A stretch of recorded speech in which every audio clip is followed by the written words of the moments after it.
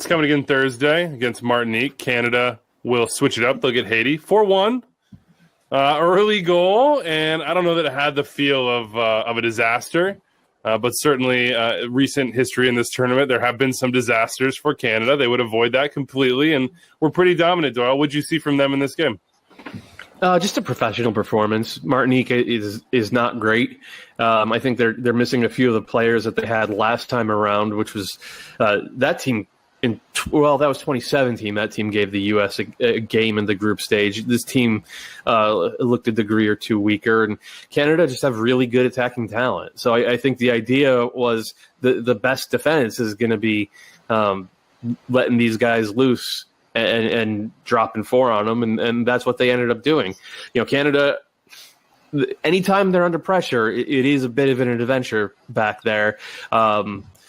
And so it's a very different type of Canadian team than we've seen in the past, but it's a hell of a lot more fun.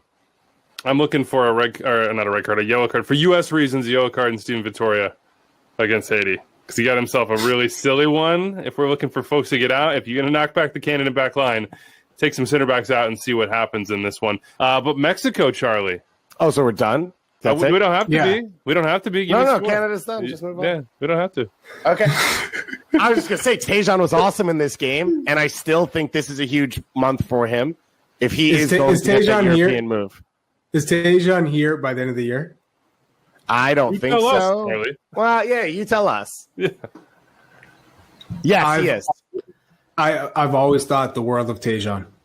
I think he's you don't say such a dynamic player, but he has this attitude that he carries. He's not afraid, that he's not going to back down, and he can play right wing back. He can play right wing. He can play right midfield. And he can play right back. He's just versatile, and he wants it.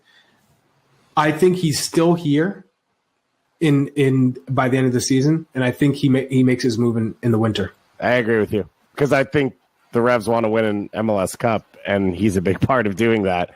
And that's probably how the contract's going to play out. Speaking of contracts, Junior Hoilett does not have one, is Canadian. There are Canadian teams that aren't playing very well at soccer right now. It would be interesting to see if they could all link up and maybe make something happen. Could one of out those in Salt Lake Canadian City or Vancouver? Could they possibly, one of those teams, have a left back who was a DP who's no longer around, thereby? I don't even know if Junior Hoilett on a free contract at this age is a DP.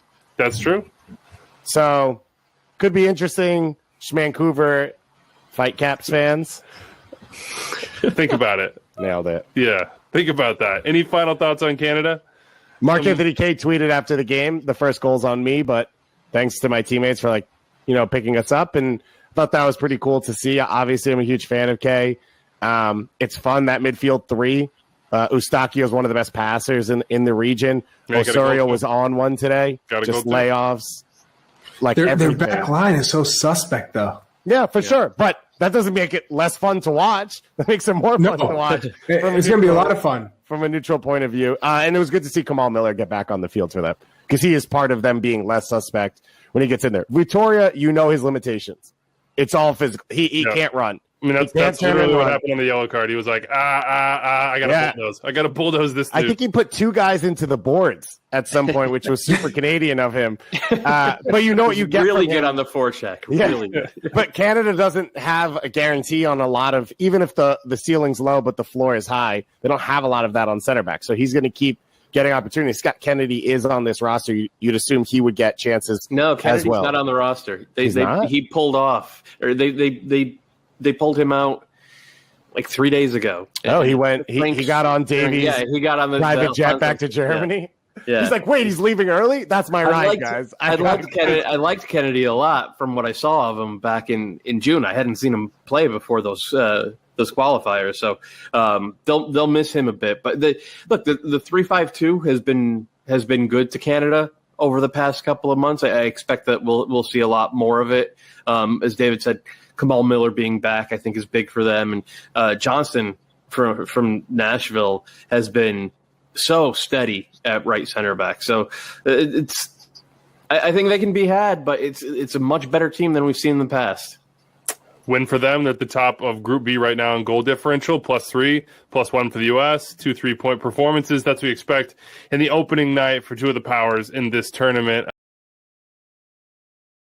Did you enjoy that? Was that right up your alley? Well, go subscribe to Extra Time wherever you listen to podcasts. You can also check the full shows on the MLS YouTube channel right over here, and you could subscribe to the MLS channel right here. Thanks for listening and watching, everybody.